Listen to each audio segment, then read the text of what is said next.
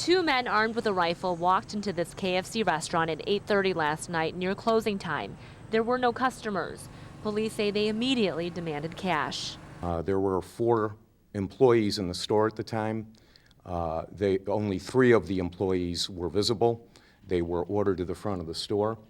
The suspects demanded money. Short time later, they began shooting. The fourth person hid in a closet and called 911. Our officers were on the scene within a matter of minutes. By then, the suspects were gone. They took off in a hurry.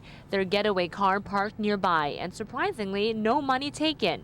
Investigators quickly gathered leads, which brought them to this house about a mile away. I seen the whole street blocked from one end to the other, and it was surrounded with police officers. Yesenia Hernandez lives 2 doors down from where police arrested 2 men. First, I heard the police officers telling them to come out with their hands raised. They had guns out already, so I stayed in the house. I just looked outside because I didn't know what was going on. The suspects came out. We had them in custody within 10 to 15 minutes after the robbery. Meanwhile, 2 KFC employees, 19 and 24 years old, are in critical condition, both shot in the torso. Ruthless. This was brazen. It was violent. It's really a shocking crime. And again, our focus is to hold those responsible and bring a sense of justice to the victims.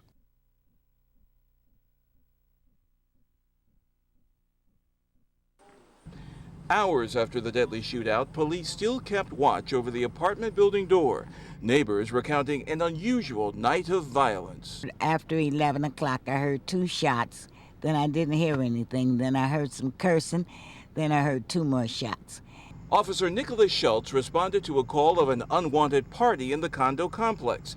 Neighbors said 33-year-old Michael Hernsiar had been foreclosed upon but never left.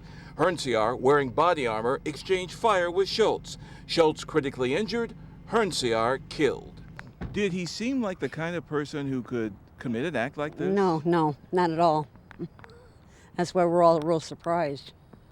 Neighbor Deborah Pierce and her mother Caroline were evacuated last night. Police fearful Hernsiar might be harboring explosives, but neighborhood teens called him a regular guy.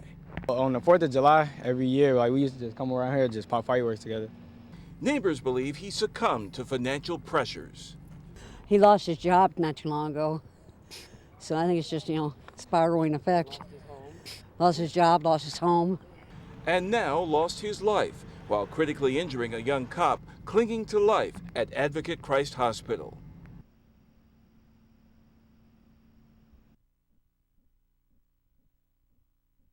It shook me out of my seat. It was a gigantic blast. It almost felt like a fireball because there was a flash of light.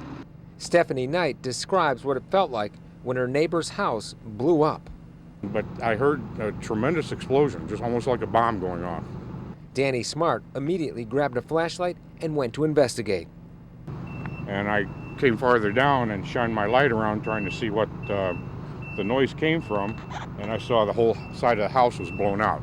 What he couldn't initially see was his neighbor, who was home at the time of the blast and was now stumbling around what was left of his house, looking for his 2 dogs. So we got him out of the house. He was dazed and confused. We brought him over. He sat down, covered him up till the paramedics arrived. And that was just in time because within minutes, fire had gutted much of this 2,800 square foot home, which is now fenced off and boarded up. Officials suspect that a problem with the furnace caused a buildup of gas, which exploded.